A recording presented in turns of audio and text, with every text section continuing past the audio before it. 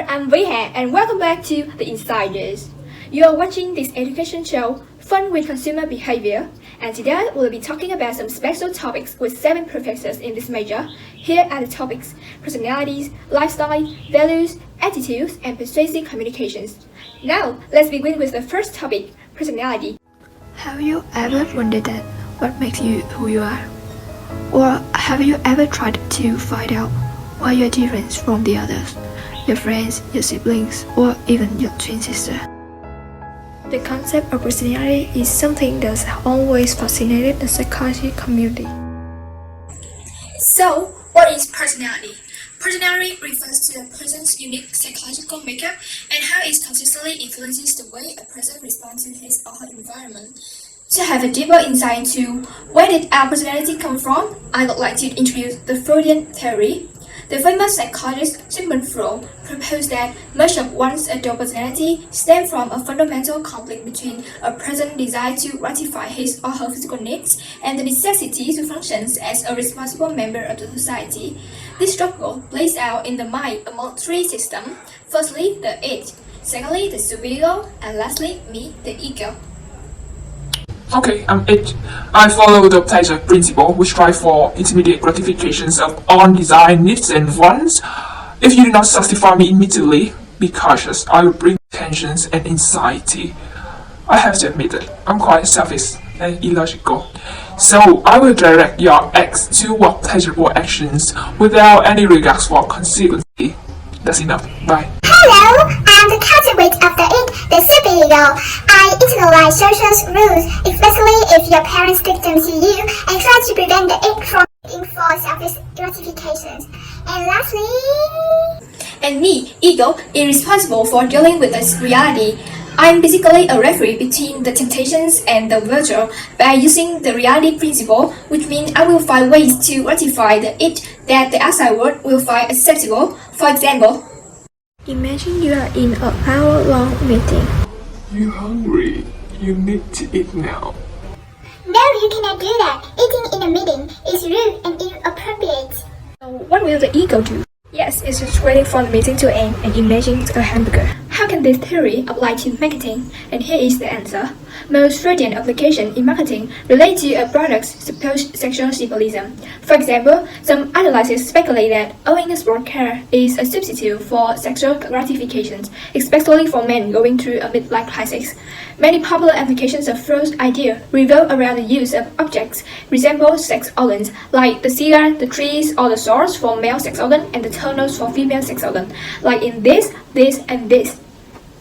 Freud attracted many followers who modified his idea to create new theories about personality. These theories, called Neo-Freudians, generally agree with Freud that childhood experience matter, but de-emphasize sex, focusing more on the social environments and effect of cultures on personalities. One of the most prominent Neo-Freudians was Karen Harney. This pioneering psychotherapist described people as moving towards others compliant, away from the others detached, or against others aggressive. Jung was another student of Freud and developed his own theories about personality.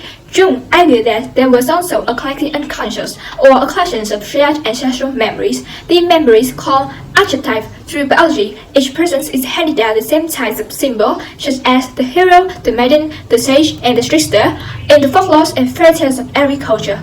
Now, look at this picture. Do you think it's familiar? I bet a lot of you have done this test before, and this is an application of the trait theory. The most widely recognized approach to measuring personality traits is the so-called Big Five. This is a set of 5 dimensions that form the basis of personality: openness to experience, conscientiousness, extroversion, agreeableness, and neuroticism. And that's all information I want to share with you. Now, we'll move to the next topic. Hi guys, today's topic is brand personality and consumer behavior. Let's look at a brand with a purposeful soul, promote and encourage self-esteem in women and girls, and famous for its innocent image. And I think everyone would think so too. So, brand personality. So, what's a brand personality? A brand personality is the set of traits people attribute to a product as if it were a person, and we're going to think carefully about this as a brand communication approach known as brand storytelling. and it's based on the tradition of reader response theory, focusing on the role of the reader in interpreting a story. And forging a successful brand personality is key to building a brand loyalty. Marketers who are able to create brand resonance, cement a bond with the consumer, an unbreakable bond, and this occurs when a brand truly speaks to some aspect of the individual life or the culture. And we use personality dimension to compare and contrast the perceived characteristic of brands in various product categories, including however, personality analysis help marketers identify brand weaknesses unrelated to expression and qualities, and just we rely on all sorts of cues to infer a human being personality, including body type, clothing, decoration, and also brand name.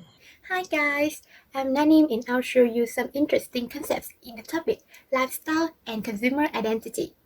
Now, the first concept is lifestyle. Lifestyle defines a pattern of consumption that reflects a person's choices of how to spend his or her time and money. These choices play a key role in defining consumer identity. And marketers also think about lifestyle in terms of how much time we have available to do what we like and what we choose to do with that leisure time. And the next concept is lifestyle marketing perspective. It recognizes that people sort themselves into groups of basic things they like to do, how they like to spend their leisure time, and how they choose to spend their disposable income. And the goal of lifestyle marketing is to allow consumers to pursue their chosen ways to enjoy their lives and express their social identity. The next concept is product complementarity. It occurs when the symbolic meanings of different products relate to one another.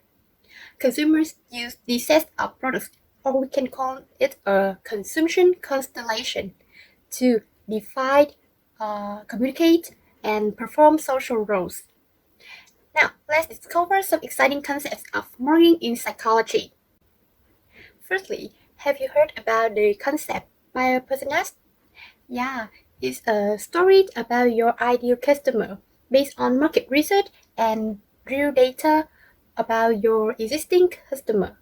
For example, Pepsi may define its buyer personas as a 22-year-old man who is a hip-hop dancer and he likes eating street food and fast food.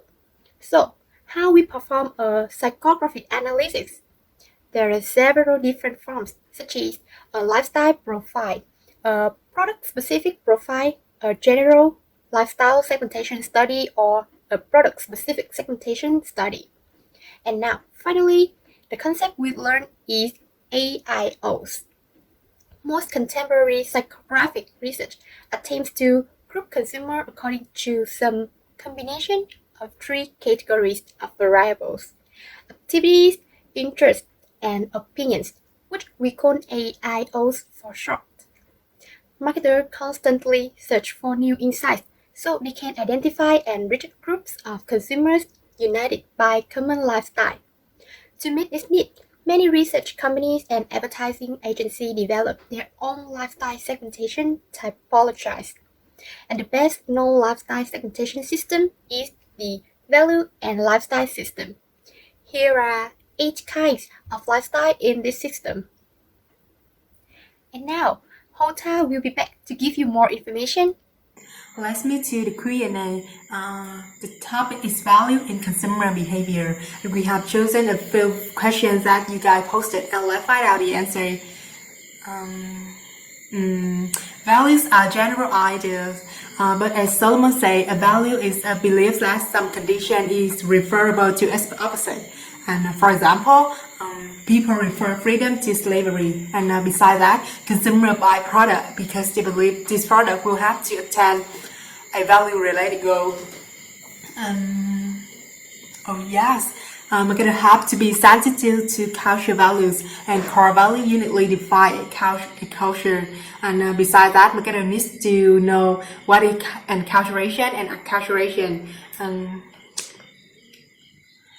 Because matter what we know about us, like a custom, a moray, a convention from the behavior of actors in TVC and other medias.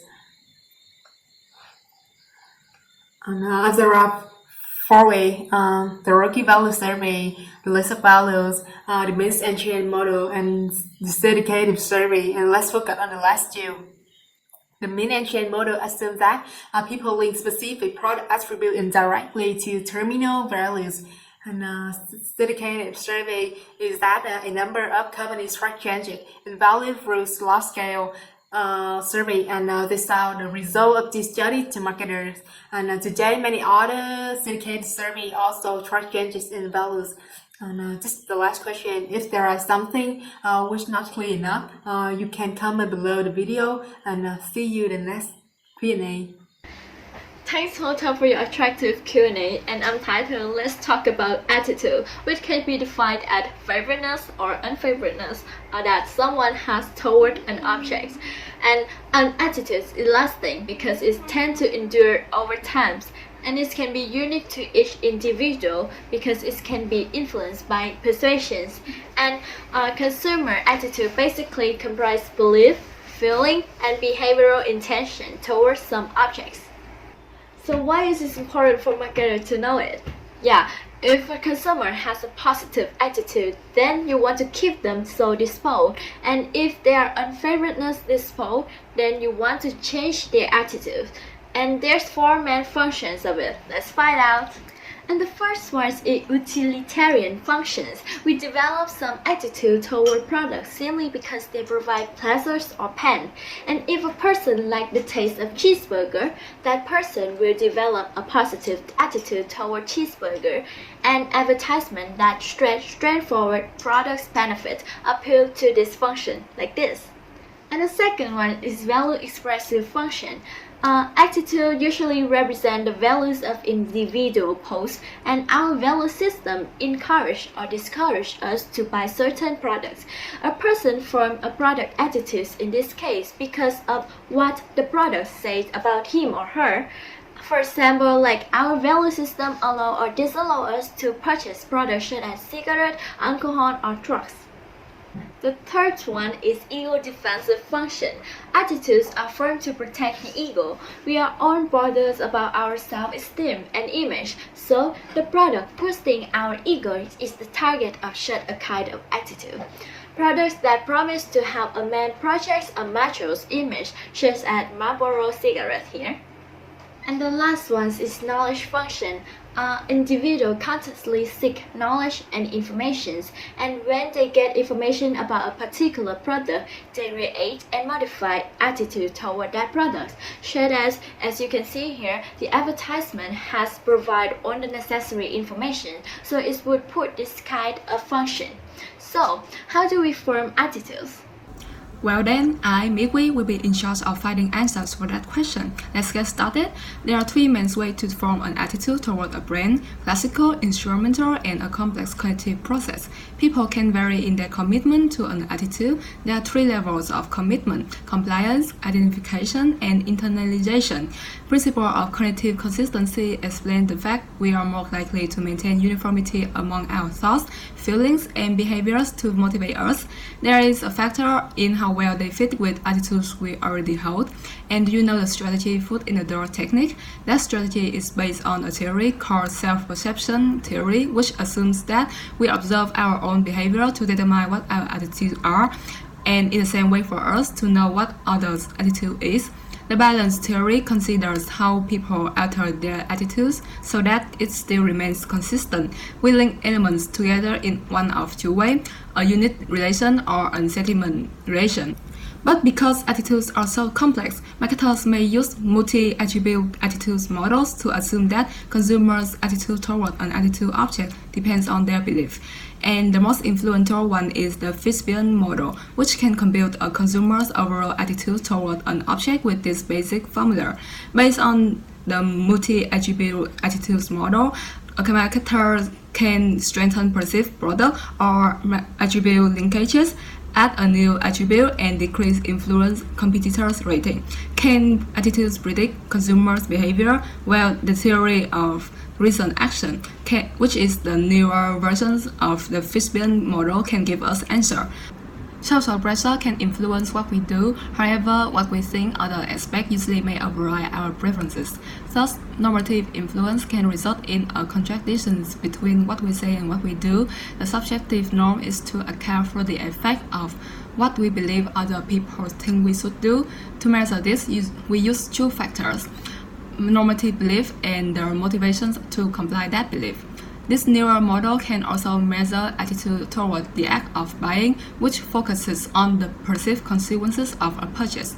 However, this neural model is still not the perfect way to predict behavior, since the model tries to predict only actual behavior.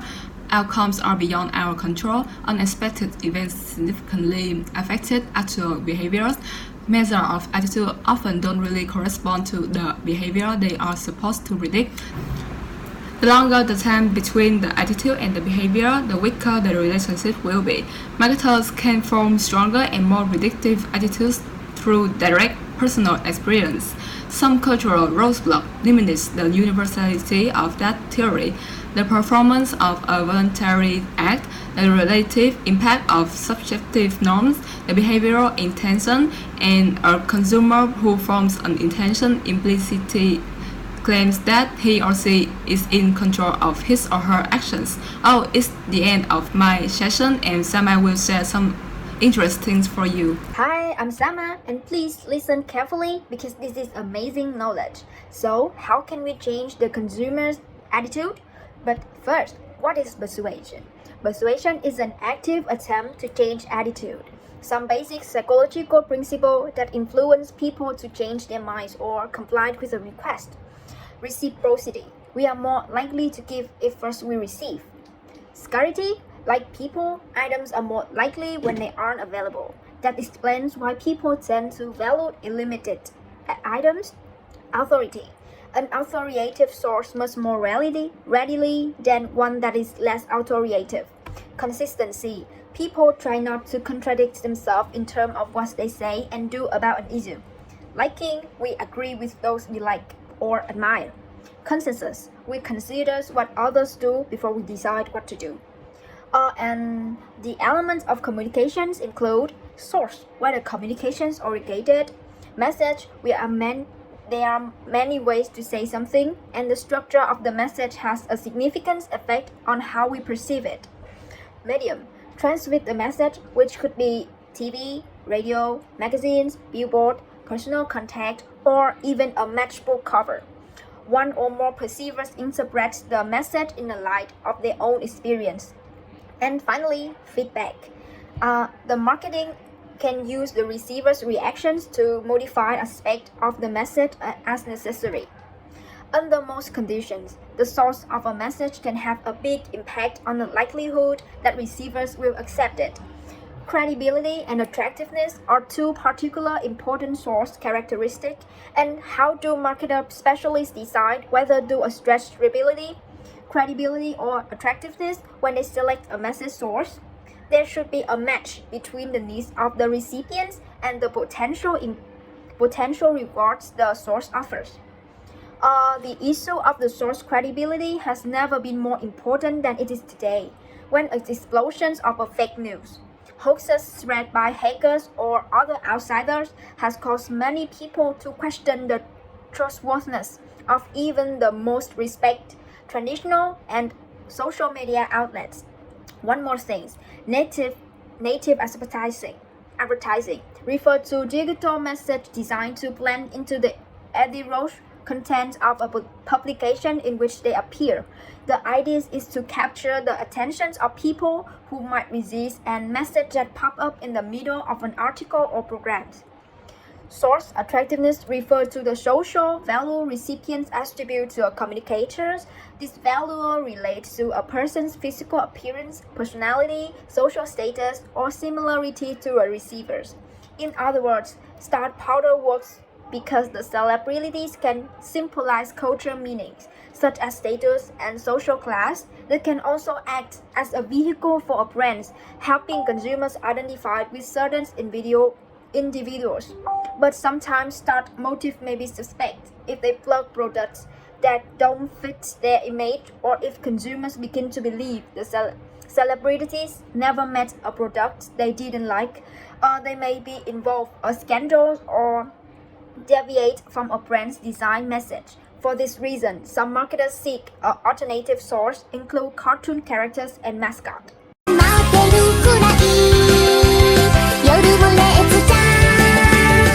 Let's talk about a message which is also used to change attitudes. In different cases, different kinds of message produce different results. A marketer faces some question when creating a message. The first question, should we use pictures or words? The saying, one picture is worth 1,000 words, capture the idea that visuals are effective. However, a picture is not always effective when it communicates factual information, but when reinforcing verbal elements. The second question, should we repeat the message? Repeating product information boosts consumers' awareness. However, too much can result in negative reactions. Research evidence indicates that 3 the charms. The two-factor theory explains the fine line between familiarity and boredom.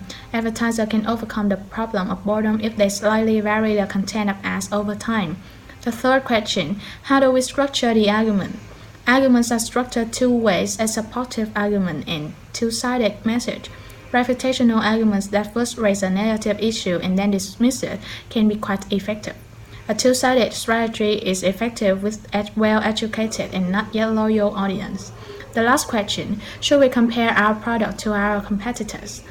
Comparative advertising refers to a message that compares 2 or more brands and weights them in terms of 1 or more specific attributes. Some comparative ads result in desired attitude change, the other negative outcome. Consumers may doubt credibility.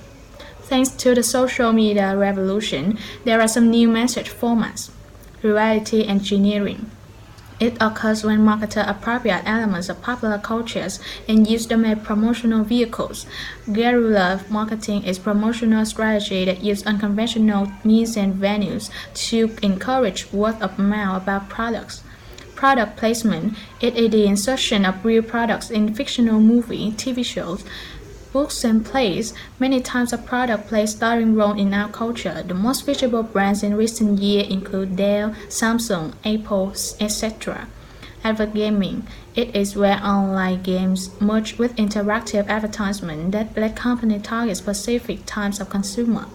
And next, I'll mention some types of message appeals. Emotional versus rational appeal. The emotional appeal seeks to incite emotional responses in viewers strong enough to encourage them to buy or act. The rational appeal persuades audiences by appealing to the sense of reason or logic, whether to use emotional or rational arguments depending on the situation. Sex appeals. They can be good for getting information but also come with risk. The sex appeal lures audiences by appealing to their sexual desire and fantasies. Humor appeals. A funny ad inhibits counter-arguing. This increases the likelihood of message acceptance because the consumer doesn't come up with arguments against the product. In some cases, advertisers have to be careful that the humor does not overwhelm the primary message. Fear appeals. They emphasize the negative consequences that can occur unless the consumers change their behavior or an attitude. These messages are more common in social marketing contexts, and they're most effective when the advertiser uses only a moderate threat and the ad presents a solution. The message as art form, metaphors be with you.